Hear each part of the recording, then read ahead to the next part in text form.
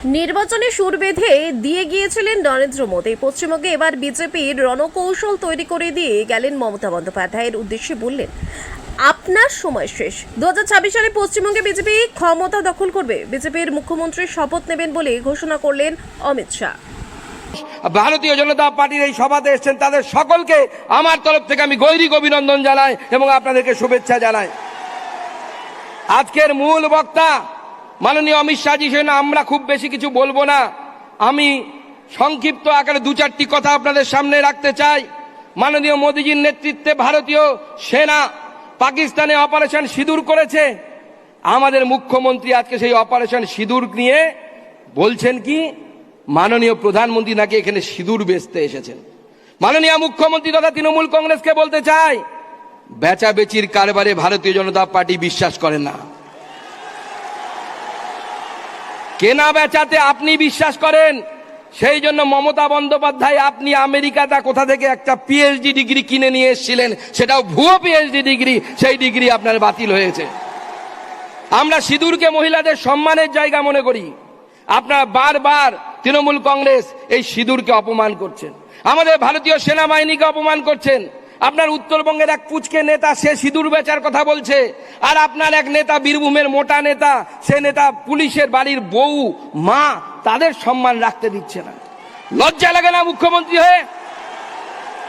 যে পুলিশ মন্ত্রী নিজের পুলিশের বাড়ির মহিলাদের ইজ্জত সামলাতে পারে না, রক্ষা করতে পারে না, এই রকম অপদার্থ মহিলা মুখ্যমন্ত্রী হওয়া সত্ত্বেও তার আসনে বসে থাকার কোনো অধিকার তার নেই। তাকে তার আসন ছেড়ে চলে যেতে হবে। আর আমরা বরাবরই মোদীজির নেতৃত্বে বলিষ্ঠ ভারতের কথা বলেছি। 2016 সালে উড়িতে যখন পাকিস্তান অ্যাটাক করেছিল, সন্ত্রাসবাদী হামলা, আমরা সার্জিক্যাল স্ট্রাইক করেছি। 19-এ পুলওয়ামা ঘটেছিল, আমরা বালাকোট করেছি। আর এবার অপারেশন সিন্দুরের মধ্য দিয়ে পাকিস্তানের ভিতরে 100 কিলোমিটার দূরে গিয়েও ভারতীয় মিসাইল হামলা করেছে, ভারতীয় মিসাইল আঘাত করেছে। এবং মাননীয় প্রধানমন্ত্রী বলেছেন আপাতত এটা সাময়িকভাবে স্থগিত। অপারেশন সিন্দুর শেষ হয়নি, খেল আবি ভি বাকি হ্যায়, পিকচার আবি ভি বাকি হ্যায়।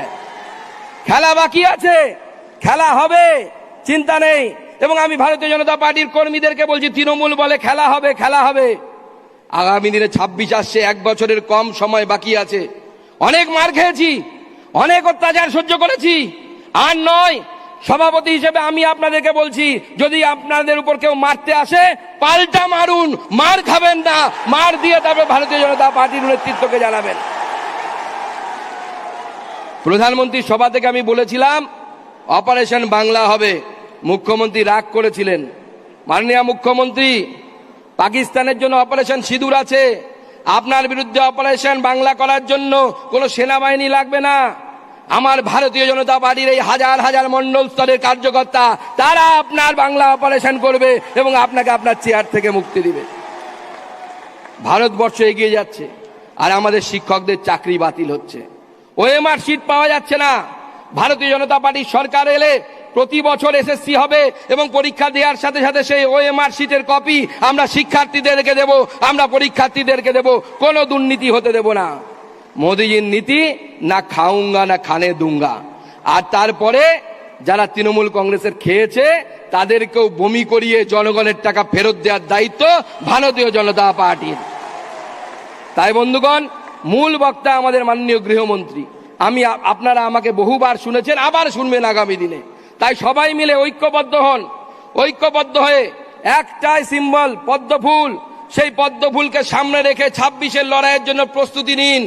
চলাম চলাম গুরু বাতাসা অনেক শুনেছি, এই পার বিজেপি অপারেশন বাংলা শোনাবে, সেই মন্ত্র নিয়ে বিজেপি এগোবে। সবাই একত্রিত হন। কি 26-এ পরিবর্তন করার জন্য তৈরি তো?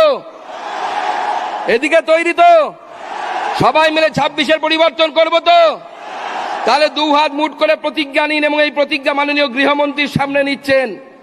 প্রার্থী পছন্দ নয়, অমুক নয়, কিচ্ছু চলবে না। যে দাঁড়াবে, কলা গাছ হলো ভারতীয় জনতা পার্টির সিম্বল, তাকে জেতাতে হবে, তাকে জিতিয়ে আমাদের বিধানসভায় পাঠাতে হবে। বলুন আমার সাথে, ভারত মাতা কি, ভারত মাতা কি, জয় শ্রীরাম, জয় জয় শ্রীরাম। ধন্যবাদ, সবাই খুব ভালো থাকবেন, সবাইকে নমস্কার।